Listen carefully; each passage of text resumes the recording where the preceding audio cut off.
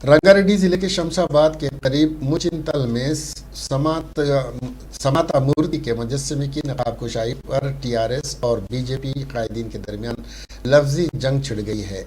Netizen भी दो धड़ों में बढ़ गए हैं और एक दूसरे के खिलाफ ट्वीट कर रहे हैं।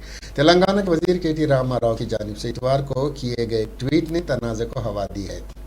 केटीआर ने अपने ट्विटर हैंडल में लिखा कि एक मुतासिब शख्स ने मसावात के मुजस्समे की निकाब कुशाई की। उसने मजीद लिखा कि सिर्फ 1 मिलियन की मौत मर गई। इस दौरान बीजेपी एमएलए राजा सिंह ने केटीआर के ट्वीट पर सख्त रद्द-ए-अमल का इजहार किया। उन्होंने ट्वीट को टैग किया और बन्नो लम्हे लिखकर जवाब दिया। इससे कबल मरकजी बजट के तारुफ के दिन सीएम केसीआर ने बीजेपी और मरकजी हुकूमत पर सनसनीखेज तबसरा किया था, जिससे बड़े पैमाने पर गम गुस्सा पैदा हुआ। उसके बाद से टीआरएस और बीजेपी के दरमियान लफ्जी जंग छिड़ गई है।